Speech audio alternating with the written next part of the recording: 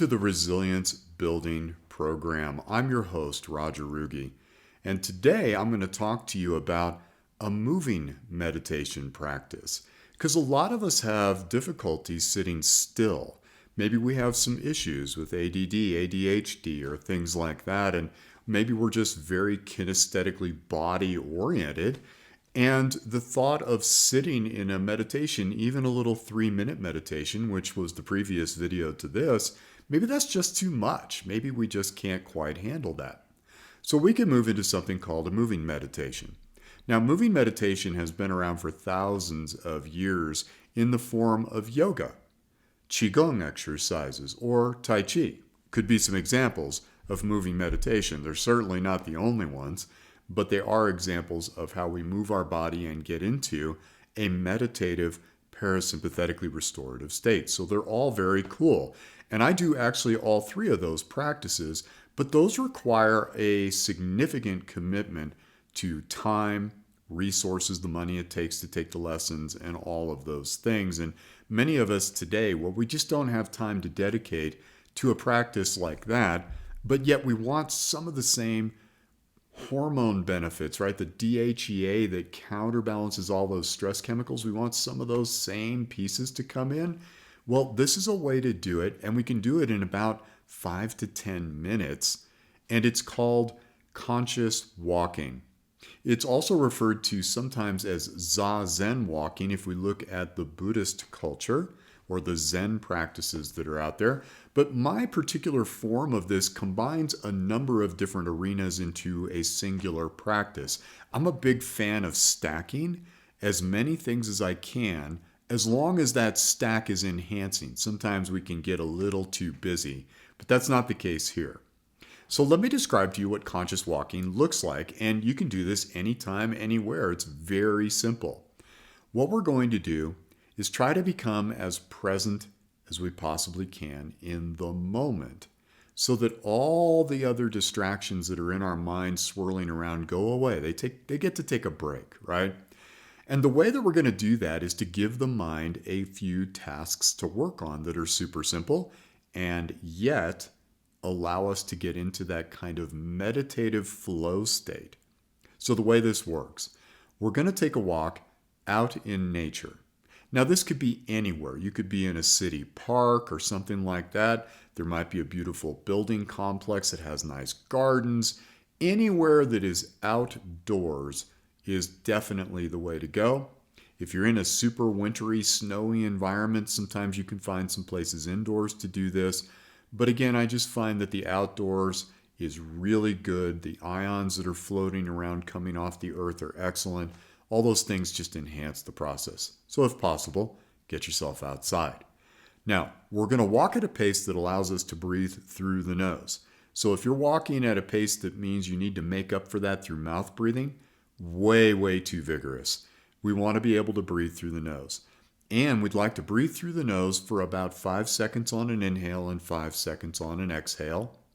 That's approximate, don't obsess over it.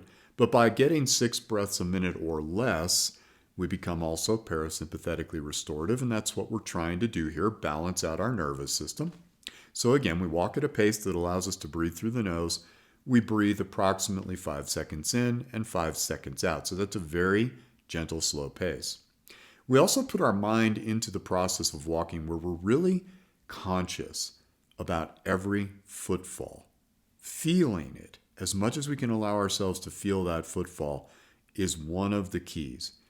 While we're walking, here's where we're going to give the mind a task to work on.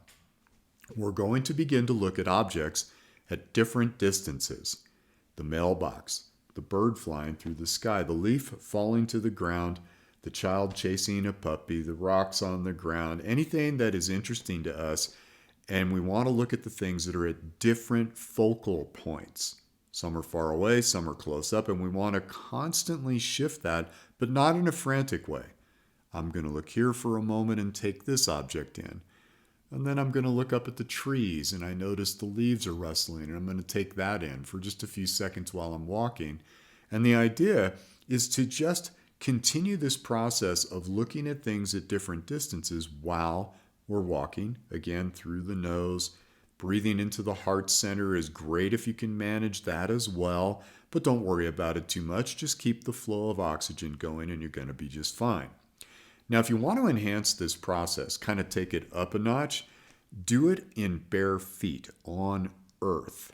Bare feet on earth. The earth vibrates at a harmonic frequency that's optimal for our human body. Our electromagnetic field connects with the earth through our bare feet. Unfortunately, modern shoes insulate us from those natural magnetic currents that run through the earth that are really optimal for our human health. And so, using bare feet on the earth is another way to enhance this process if that feels safe to you and comfortable to you. Do you have to do that? No.